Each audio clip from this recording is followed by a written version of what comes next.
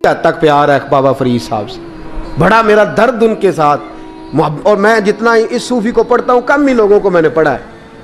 حضرت بابا فرید کے پیر اور خواجہ معین الدین صاحب کے خلیفہ، کیا نام ہے؟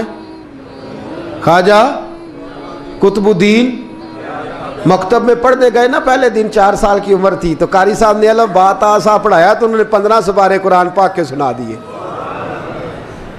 تو کہنے لگے بیٹا تجھے کیسے آئے؟ کہنے لگے میری اماں 15 سپاروں کی حافظ ہے، وہ سارا دن قرآن پڑھتی رہتی تھی، مجھے سن سن کے یاد ہو گیا ہے۔ جے بالا نو گالاں یاد ہو سکدیاں نے تے قرآن پاک بھی یاد، اللہ خیر کرے۔ شرط یہ ہے کہ ہم گھر میں قرآن پڑھیں، بچوں کو سن سن کے بھی یاد ہو ہی جاتا ہے۔ خواجہ قطب الدین اتنا عروج پایا اس شیخ کامل نے کہ وقت کا بادشاہ بھی مرید ہو گیا۔ سلطان شمس الدین التمش مرید تھا، دلی کا بادشاہ بھی مرید تھا، اجمیر کا بادشاہ خواجہ معین الدین صاحب کا مرید نہیں ہوا،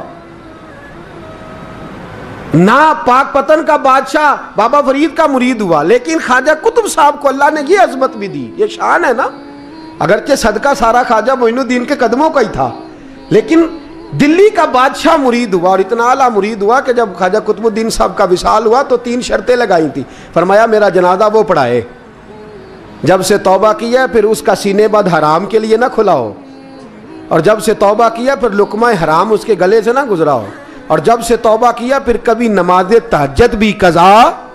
بڑے بڑے صوفی میری طرح کے گردن جھکا کے کھڑے ہو گئے۔ 7ویں صف سے دلی کا بادشاہ نکل آیا، کہنے لگا پیرا ساری زندگی میں نے پردہ داری سے عبادت کی تھی، تو جاتی دفعہ مجھے بے نقاب کر گیا ہے۔ اتنا بڑا انہوں نے شخص تیار، اور حال یہ تھا لوگ کہتے ہیں کہ فلانا آدمی امیر آدمی ہے تو حضرت صاحب کا تعلق پیر صاحب کا تعلق زیادہ ہے، تو اس کی عمارت نہ دیکھ، کبھی کبھی اس کی پرہیزگاری بھی دیکھ، اس کی خدمت گزاری بھی دیکھ۔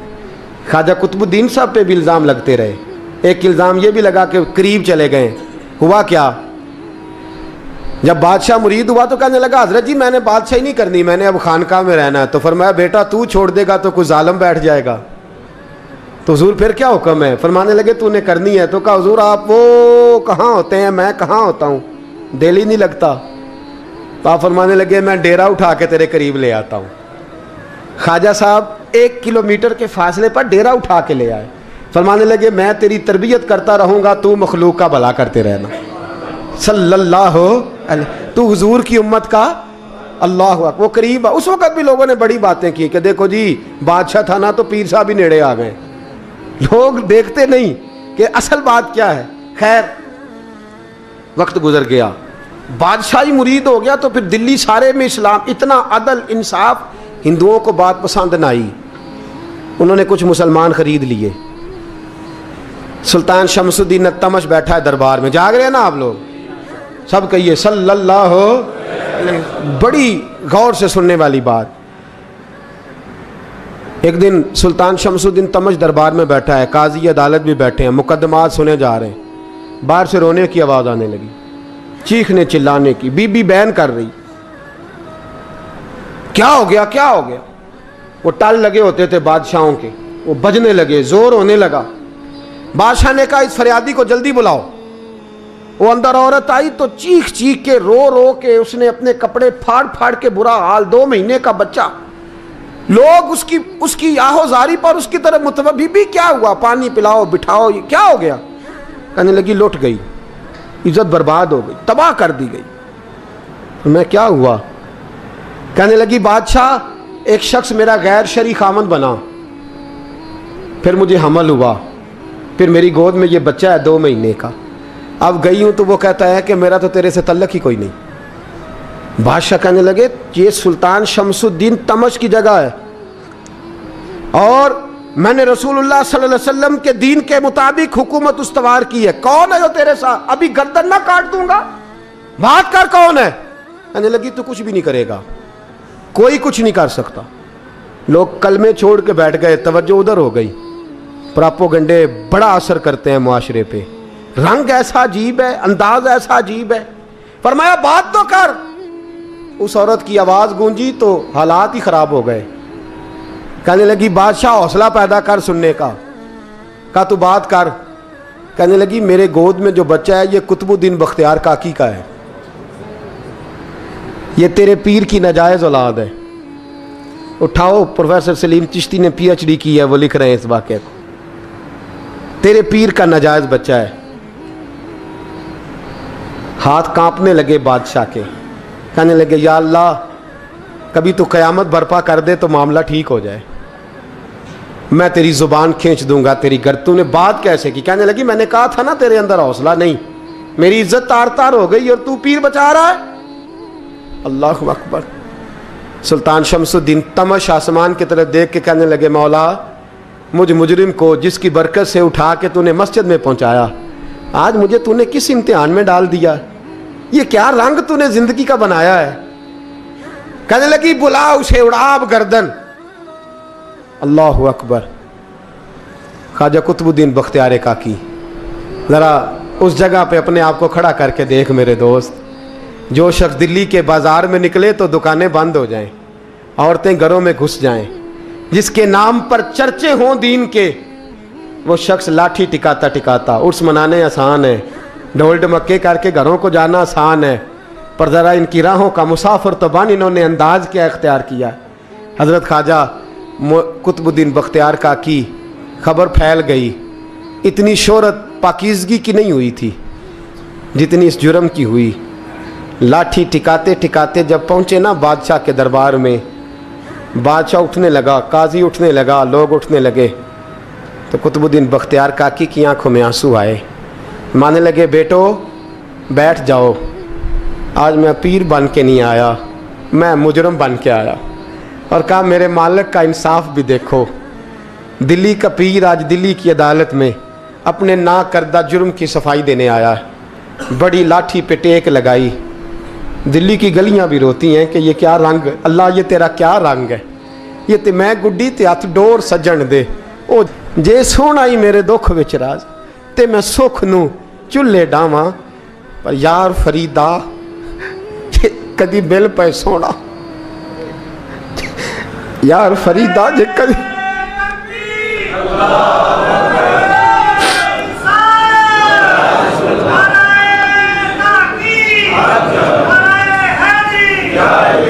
یہ کدی مل پہ سونا، بس انہوں رو رو حال سناواں، ٹیک لگائی ہے، کہنے لگی بی بی بول دے گواہی، کہنے لگی بی بی رب جانتا ہے، رب کا رسول جانتا ہے، پر میں تجھے نہیں جانتا، تو کون ہے؟ کہنے لگی اچھا وہ لوگوں کو بھیج کے تہجد کے بہانے پچھلے دروازے مجھے اندر بلانا، رب تیرا بھول جانا؟ پھر رونے لگی، پھر مکر کرنے لگی۔ مجھے بتائیے ایسا کوئی مقدمہ ہو تو لوگ کیا کہتے ہیں؟ یکدم حالات بدلتے ہیں کہ نہیں بدلتے؟ دلی کا ماحول ہی بدل گیا، سارا رنگ ہی بدل گیا۔ عورت تو ہندو تھی، اس نے تو جھوٹ موٹ کے کلمے بھی پڑھ رکھے ہیں۔ اللہ اکبر۔ خواجہ صاحب پوچھتے ہیں گواہ ہے کوئی تیرے پاس؟ تو 4 کلمہ پڑھنے والے کھڑے ہو گئے۔ اللہ کرے کلمہ پڑھنے والے بکا نہ کریں، آمین تو کہیں۔ وہ کھڑے ہو کے کہنے لگے ہاں ہم نے آتے بھی دیکھا ہے، جاتے بھی دیکھا ہے۔ خواجہ قطب الدین صاحب نے نظر عثمان کی طرف اٹھائی، کہنے لگے اچھا جو تیری مرضی، میں گڈی تے ہاتھ ڈور سجن دے، وہ جنج رکھے اونج رہنا ہے، واجب نہیں وچ شریعت مندہ قسم نو کہنا۔ کہنے لگے سلطان یار ایک رات کی مہلت نہیں دے دیتا؟ میں سویرے سلطان بھی رو پڑا کہ پیر صاحب میں نوکر اور میں مولتے، اچھا حضور جیسے مرضی۔ باہر نکلے، خادم کہنے لگا حضور سواری پہ بیٹھ جائیں، وہ مانے لگے نہیں یار آج پیدل جانا ہے، اس دلی کے چونکوں نے مجھے بڑی سلامیاں دی ہے، ذرا میں دیکھوں تو صحیح دلی کے بازار میری رسوائی پہ کیا کہتے، مجھے ذرا یہ پتھر بھی کھانے دے، ان کا ذائقہ بھی۔ پیدل گئے، دنیا سو گئی تو دلی کے بادشاہ نے اجمیر کی طرف منہ کیا۔ خواجہ معین الدین حیات تھے، بے خبر ہو جو غلاموں سے وہ آقا کیا ہے، بے خبر ہو جو غلاموں سے وہ منہ کیا۔ کہنے لگے معین الدین میں کوئی لوارث تو نہیں نا، میں کوئی لوارث ہوں کہ یہاں جو میرے ساتھ مرضی ہو جائے؟ تیری مجبوریاں درست، مگر تیرا وعدہ تھا ساتھ دینے کا، وقت آیا ہے، میں کوئی لوارث نہیں کہ اب تو اجمیر میں بیٹھا رہے۔ اور میں دکھ سارا اکیلے برداشت کروں؟ بڑھاپے کا مجھے بھی پتہ ہے، کمزوری کا مجھے بھی پتہ ہے، ذوف کا مجھے بھی پتہ ہے، پر تتی تھوڑے تھکڑے خاندڑیاں، میں بھی تو تیرے نام تو مفت بھی خاندڑیاں، مجھے بھی تو پتہ ہے نا، منم غلام علی حیدریم قادریم دمز احمد رضا خامی زنم، میں نے بھی تو اپنا نام نہیں نا جپا، تیرا ہی جپا ہے ساری زندگی۔ یہ لفظ کہے، کہتے میں رویا، آنکھ لگی تو حضرت خواجہ معین الدین صاحب خواب میں ملے، کہنے لگے قطب الدین میرا انتظار کرنا، میں پہنچ رہا ہوں، میرا انتظار کرنا، میرا انتظار۔ کیا کہا میاں صاحب نے؟ کہتے ہیں مالی دا کم پانی دینا، پھل کچے ہون یا پکے، اے پیر مرید دے سر تے ہی رہندا ہے، جھوٹے ہون یا سچے۔ میں آیا، فکر نہ کرنا۔ حضرت سویرے اٹھے، پھر گئے عدالت، پھر کہا نہ بھائی پروٹوکول، مجرموں کا پروٹوکول نہیں ہوتا، میں اکیلا جاؤں گا، جس کے آگے پیچھے نعرے ہوتے تنے تنہا، 2-4 منٹ زیادہ لے لوں آج آپ حضرات۔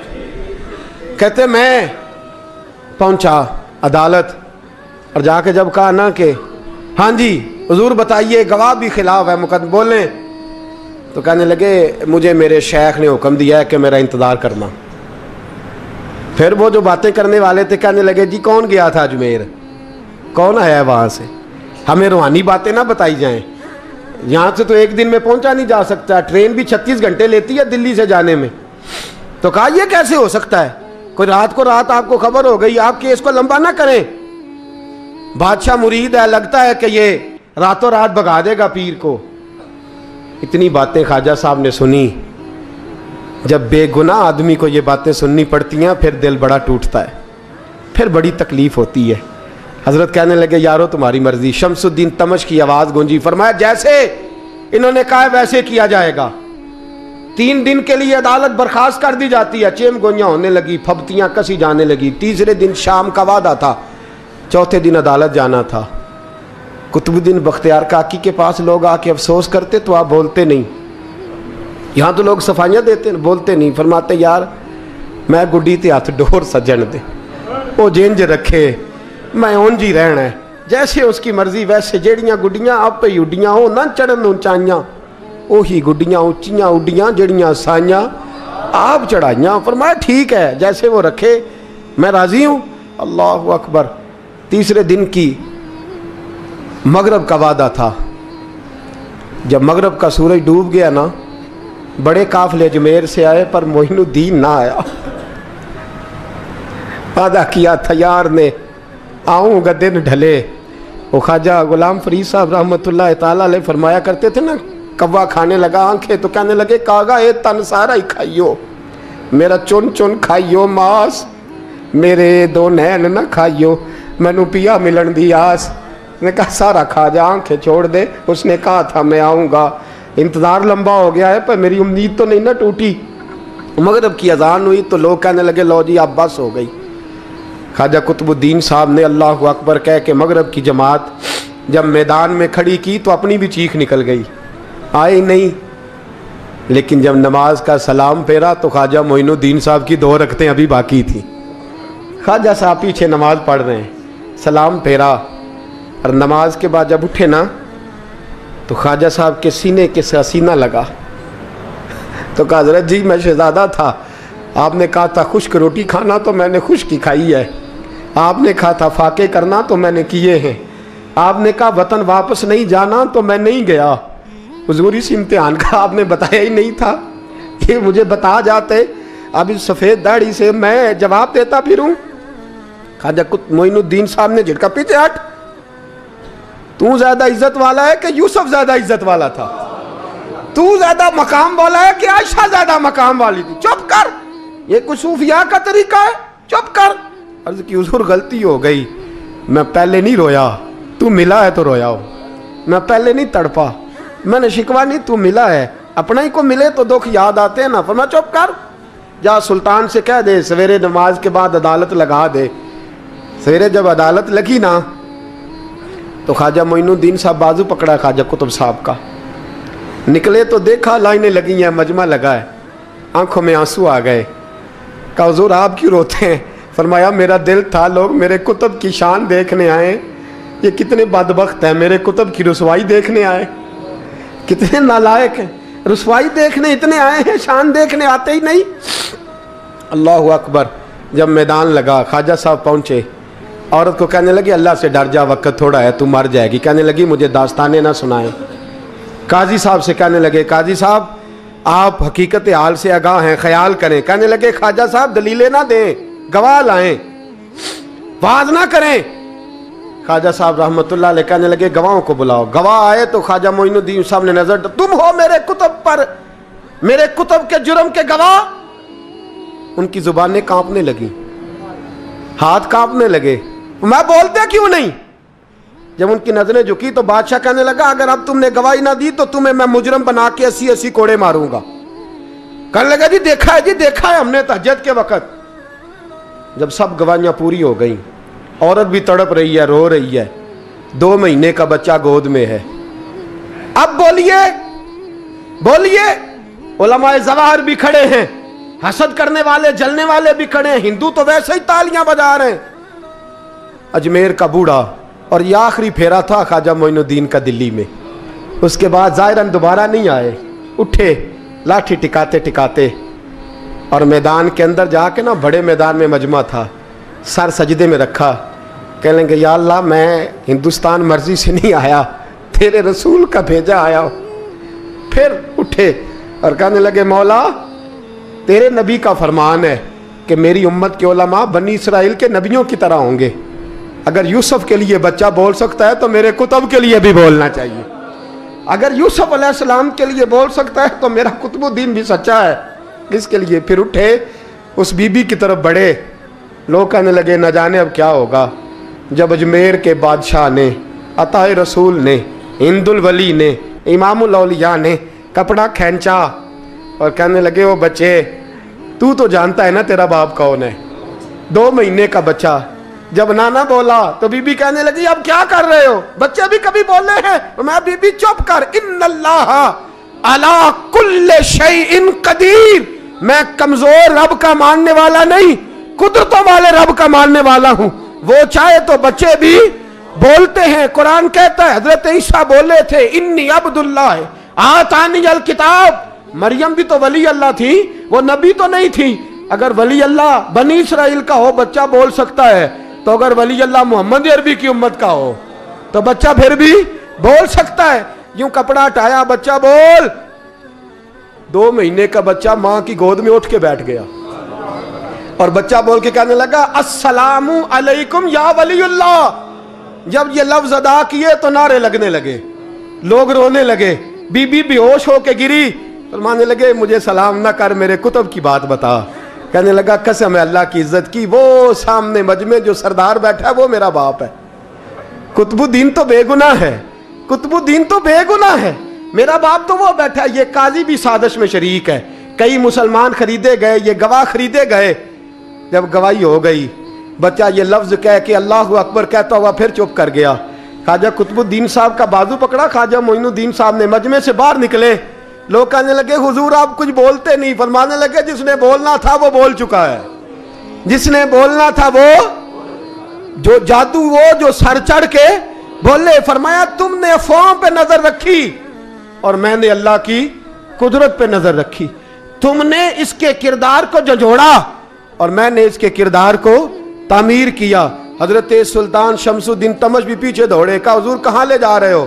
فرمایا کتب میرا ہے، میں جمائر ساتھ لے کے جا رہا ہوں، اب میں نے اپنا بچہ تمہارے سپرد، اب میرے پاس رہے گا، تم نے ستایا ہے میری اولاد کو، اب یہ میرے پاس رہے گا، میں نے نہیں تمہیں دینا۔ لوگ راہیں بچھا کے نظریں بچھا کے بیٹھ گئے، پاؤں میں گر گئے، کہنے لگے حضور ہمارے لیے نہیں، رسول اللہ کے دین کے لیے، ہمارے لیے نہیں، تعمیر شریعت کے لیے، ادائے سنت کے لیے چھوڑ جائیے۔ خواجہ صاحب کہنے لگے قطب الدین جا، تجھے چھوڑ کے جاتا ہوں، اب قیامت تک کوئی تیری رسوائی کی جرت نہیں کر سکے گا۔